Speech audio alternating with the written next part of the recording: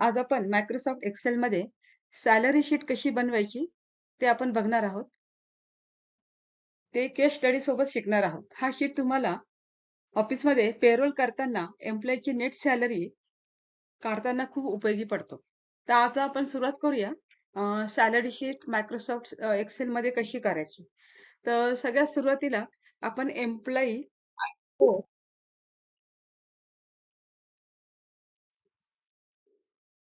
ID number आपण इथे put up करूया. एम्प्लॉयी आयडी नंबर टाकलाय. तर एम्प्लॉयीचं नेम टाकायचं आपल्याला या ठिकाणी. Employee name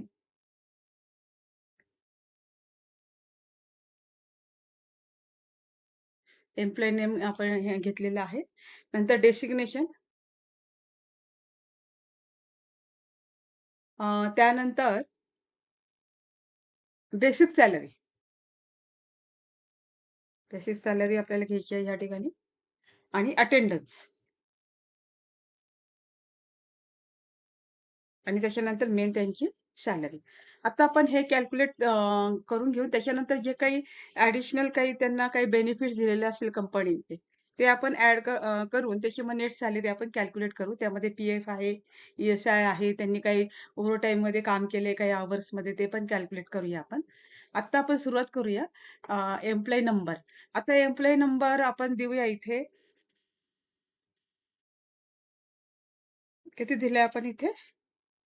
1001. ओके. आता हा आपल्याला अ, खाली आहे 10 एम्प्लॉयी आपल्याला घ्यायचे असतील, त्यासाठी आपण काय यूज करणार आहोत इथे फील्ड सीरीज. फील्ड सीरीजमध्ये जायचे इथं. सीरीजमध्ये जायचे आणि कॉलम्समध्ये जाऊन स्टेप व्हॅल्यू. आता स्टेप व्हॅल्यू 1 असणार आहे. तर मी 1, 0, 0, 1, 0 असे 10 एम्प्लॉयीसाठी आपण ही सीरीज घेणार आहोत. तर एम्प्लॉयीचा आयडी आयडी नंबर बघा फील्ड सीरीजने मी ऑटोमॅटिक इथे फिल झालेला आहे. तुम्ही बघू शकता या ठिकाणी.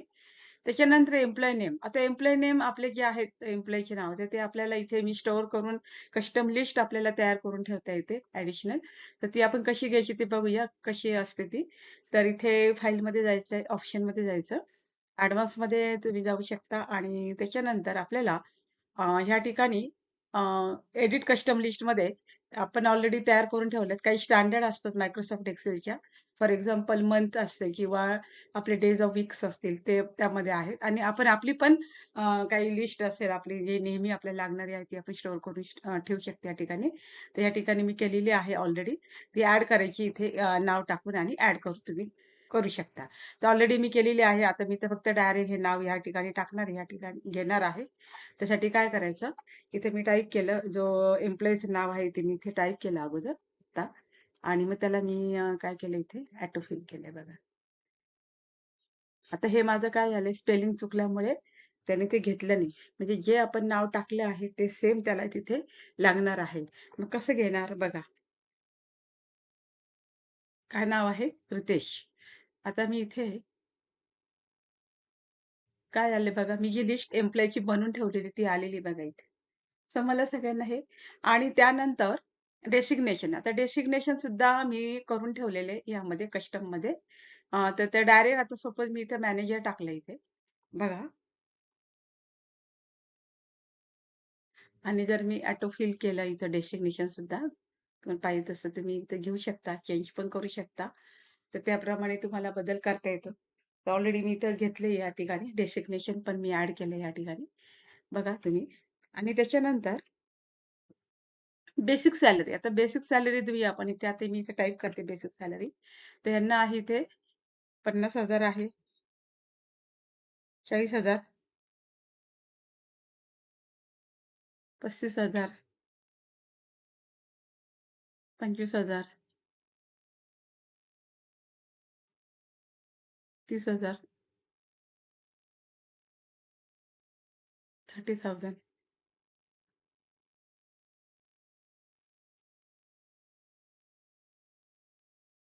15,000 आहे. सिक्स आहे इथे 30,000 आणि ऑफिस असिस्टंटला आहे इथे 15,000. ठीक आहे. तर मी इथे बेसिक सॅलरी या ठिकाणी घेतली.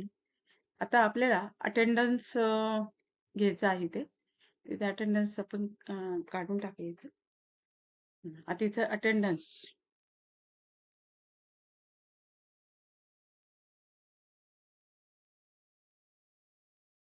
अटेंडन्स म्हणजे काय, की त्याने एका महिन्यामध्ये किती काम केलंय.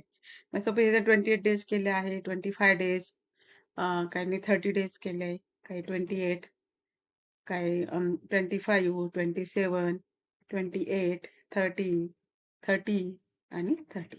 हा त्यांचा अटेंडन्स आहे. आता अटेंडन्सवर आपल्याला काय काढायची, त्यांची सॅलरी काढायची. ती सॅलरी कशी काढणार? तर त्यासाठी काय करायचं या ठिकाणी इक्वल टू साइन आपली बेसिक सॅलरी आपल्याला घ्यायची या ठिकाणी. आता त्याला डिवाइडेड बाय काय करूया आपण 30. 30 डेजचा मंथ असतो आणि मल्टिप्लाय आपल्याला घ्यायचं आहे अटेंडन्स. अटेंडन्स काय आहे 28 डेज. 28 डेज त्यांचा अटेंडन्स आहे. तर तो आपण या ठिकाणी घेतला आणि हा इथं काय केलं, इथं मी ऑटोफिल केलं बघा. आले लक्षात आहे. आता या ठिकाणी सॅलरी आलेली आहे. याचा डेसिमल आपण कमी करूया. डेसिमल इन्क्रीज आणि डिक्रीज. डिक्रीज म्हणजे काय, कमी करे. इन्क्रीज म्हणजे काय, वाढवणे. तर ही त्यांची अटेंडन्स वरची सॅलरी आलेली आहे. आता काय आता जी कंपनी आहे, तर कंपनी काय करते, की काही अलाउन्सेस देते. त्यामध्ये आपण घेऊया इथे HRA, हाऊसिंग रेंट अलाउन्स, नंतर काय DA आणि त्याच्यानंतर आहे कन्व्हेन्स.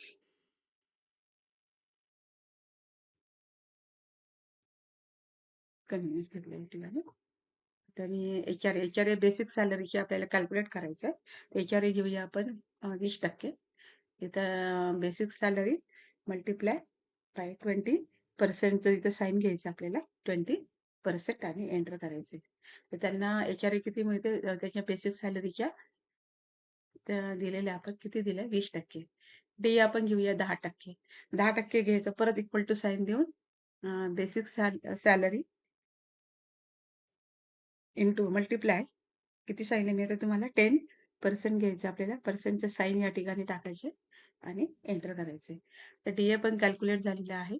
कन्व्हेन्स म्हणजे काय, की जो ट्रॅव्हलिंगसाठी जो खर्च दिला जातो पेट्रोल कन्व्हेन्स किंवा डिझेलसाठी, ते इथे टाकायचं. तर डायरेक्ट ती अमाऊंट टाकूया आपण. इथे मी टाकली 350, 450, 500, 600, 250, 400, 300, 350, 250 आणि इथे दिले 500. तर हे काही कन्व्हेन्स दिलेले आहे कंपनीने त्यांना, ते आपण इथे घेतलेले आहे. आता काही हे लोक ओव्हरटाईम पण करतात. तर ओव्हरटाईम आवर्स आपण इथे देऊया. Overtime hours.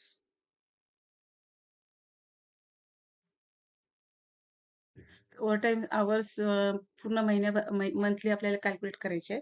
सपोज मॅनेजरने 60 अवर्स घेतलेला आहे.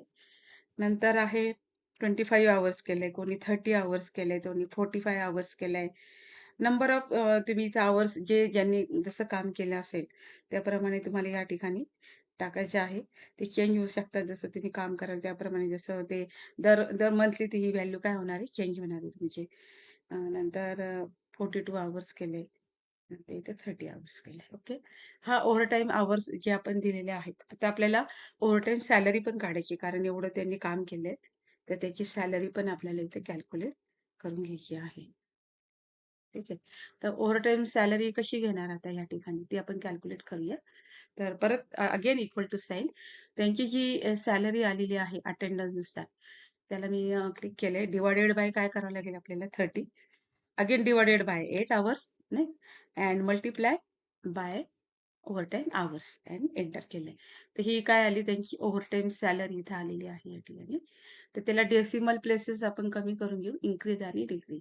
इन्क्रीज म्हणजे काय, वाढतात. डिक्रीज म्हणजे काय होतात, कमी होतात. तर त्याप्रमाणे आपण इथे ओव्हरटाईम सॅलरी सुद्धा कॅल्क्युलेट केलेली आहे. त्याच्यानंतर आहे या ठिकाणी ग्रॉस सॅलरी. Gross salary. तर ग्रॉस सॅलरी म्हणजे काय करायचं आपल्याला, तर ग्रॉस सॅलरीमध्ये या ठिकाणी आपल्याला यांची टोटल घ्यायची, पूर्ण जेवढे आपण काही ऍड ऑन दिलेले आहेत या ठिकाणी. इक्वल टू साइन अगेन ही अटेंडन्स नुसार आलेली सॅलरी. त्याच्यानंतर आपल्याला काय करायचं, प्लस साइन अगेन मग HRA plus DA plus conveyance plus overtime salary. अशामुळे त्यांची पूर्ण ही ग्रॉस सॅलरी आलेली आहे. आणि मी अगेन ऑटो फिल केलं या ठिकाणी. बरोबर. नंतर ग्रॉस सॅलरी नंतर आपल्याला काय कॅल्क्युलेट करायचं, PF.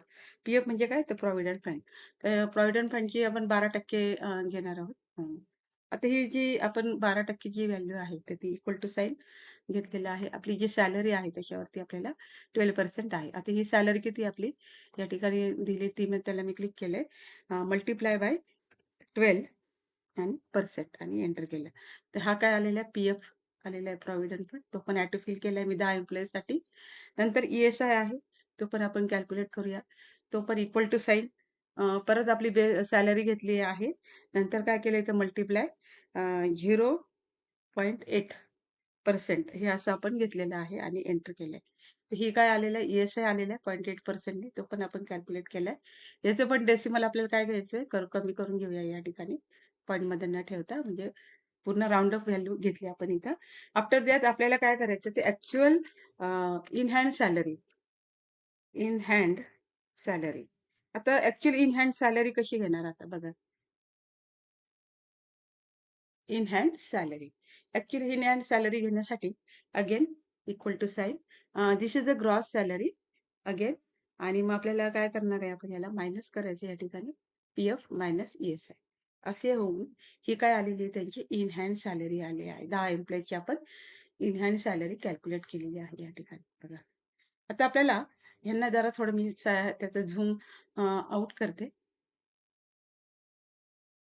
झूम मधून बाहेर आले. आता ह्याला मला फॉर्मॅटिंग करायचे लगेच. मी आता ह्याला काय घेतले ऑल बॉर्डर घेतली या ठिकाणी बरोबर आणि आता मी परत मोठे घेतले साईज. आता महत्वाचं काय करायचं आपल्याला हे जे हा जो कॉलम आहे याला आपल्याला रॅपिंग करायचं. रॅप करायची म्हणजे काय की एकाच कॉलम मध्ये आपल्याला सगळ्यांना घ्यायचंय. म्हणजे कसं घेणार आता बघा.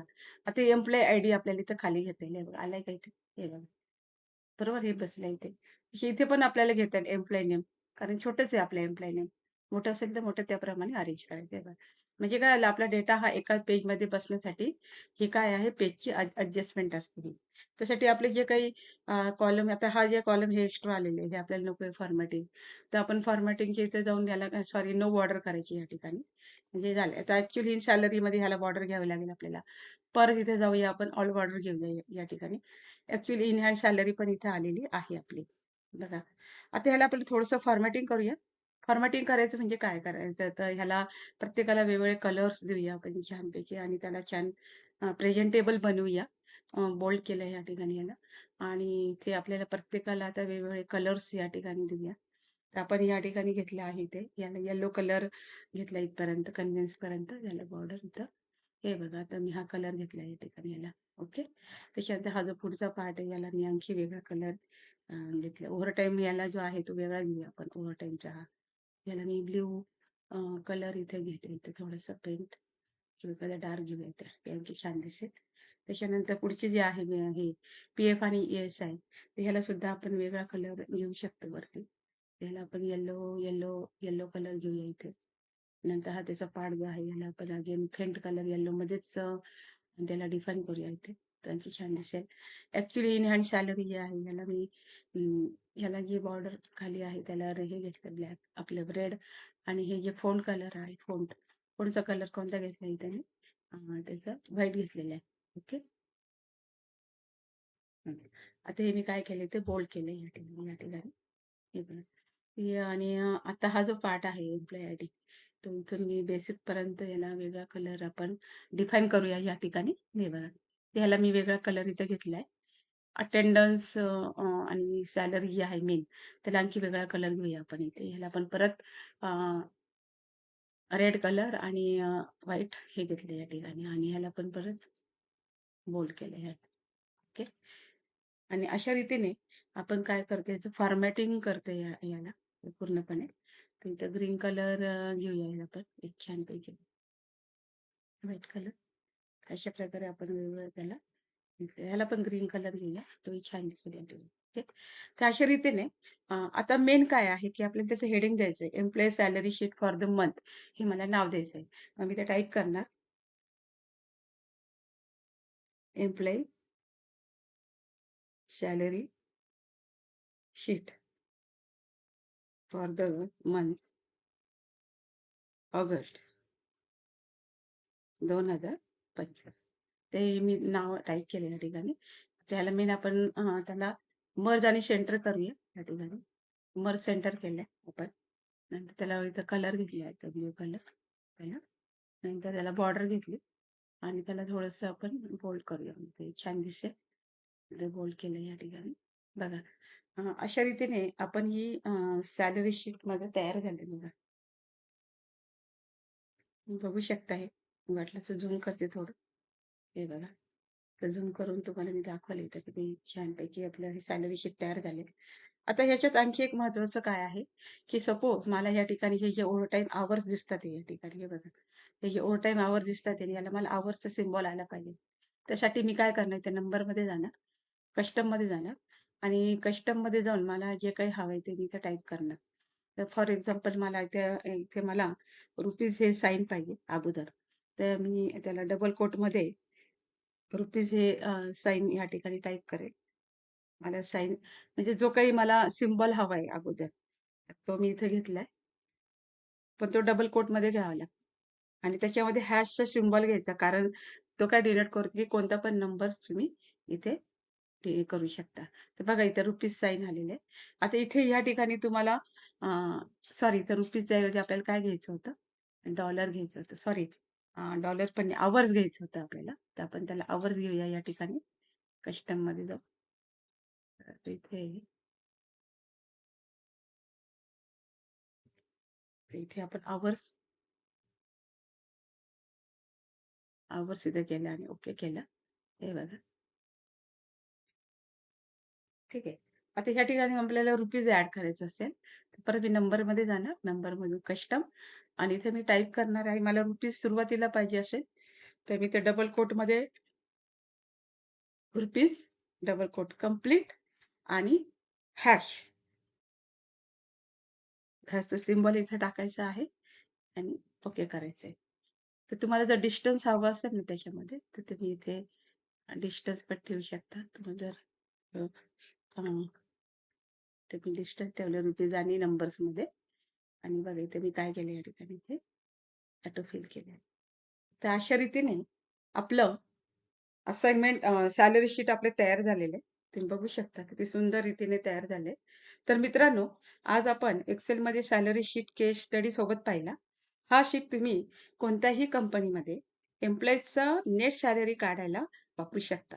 जर तुम्हाला व्हिडिओ आवडला असेल, तर तुम्ही लाईक करा, सबस्क्राईब करा आणि चॅनलला शेअर पण करा. Thank you so much.